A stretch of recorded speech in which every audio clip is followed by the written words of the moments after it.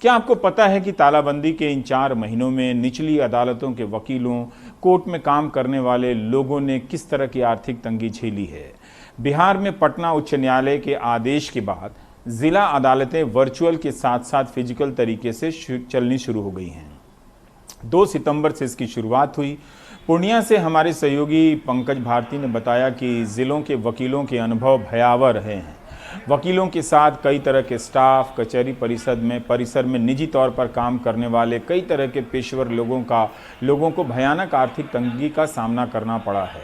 Patna high court के वकीलों के भी यही अनुभव रहे हैं। सीनियर वकीलों ने माना कि सबसे ज़्यादा कमर टूटी है जूनियर वकीलों की।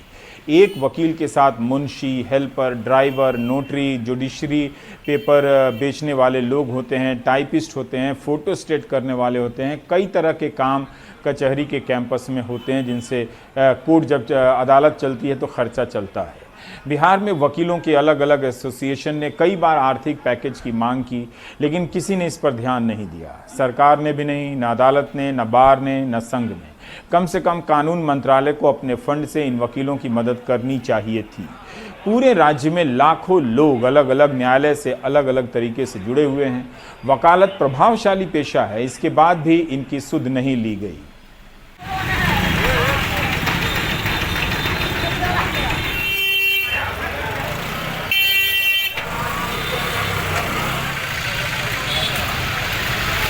मार्च महीने से ही जो है कोर्ट का काम बाधित है कोरोना के कारण, और अधिवक्ता वर्ग को किसी भी प्रकार की सहायता किसी स्तर से प्राप्त नहीं की।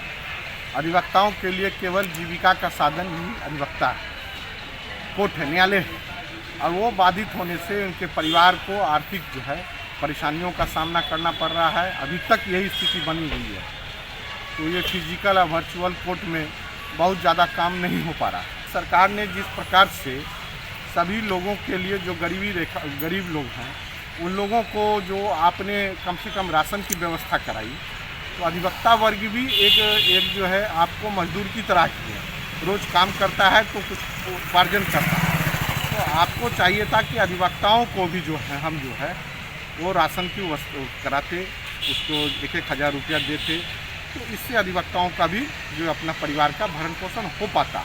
सरकार ने ऐसा काम नहीं किया। न्यायपालिका तो बाधित हुई ही है, न्यायिक प्रक्रिया भी बाधित हुई है। हालांकि अब ऑनरेबल हाई कोर्ट के निर्देश पर कुछ व्यवस्था की गई है, वैकल्पिक व्यवस्था की गई है, जिसमें हमारे न्यायिक पदाधिकारीगण बहुत ही दक्षतापूर्वक उसका पालन करते हुए और हम लोग उसमें सहयोग करते हैं, और न्याय की प्रक्रिया धीरे धीरे पटरी पर आ रही है। सरकार बहुत विस्तृत बृहद व्यवस्था लाती है, कानून लाती है किसान के लिए, हरिजन के लिए, तो ये फलना के लिए, मतलब अनेक प्रकार के, सेना के लिए, सबके लिए विविध प्रकार का जो है सो योजना लाती है। लेकिन आज तक एक भी योजना ऐसी नहीं हुई जिसमें कि व्यक्तिगत रूप से लॉयर के लिए कोई ऐसी व्यवस्था की जाए जिससे उसका आर्थिक हित सिद्ध हो और वो आर्थिक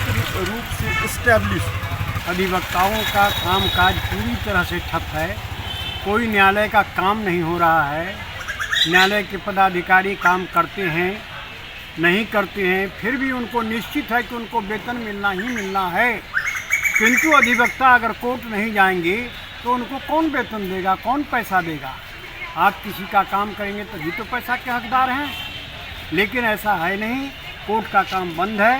कहने के लिए कह दिया गया है कि वर्चुअल कोर्ट चलेगा। अब कोविड अगर लगातार कंटिन्यू किया तब तो स्थिति विस्फोटक हो जाएगी अधिवक्ताओं की खास करके और दुनिया में, क्योंकि दुनिया के अधिवक्ताओं को कोई संचित राशि भी नहीं है, कोई पैसे जमा नहीं है, बहुत चैलेंजिंग जॉब में है सब, इसलिए बहुत दिक्कत है। अलग अलग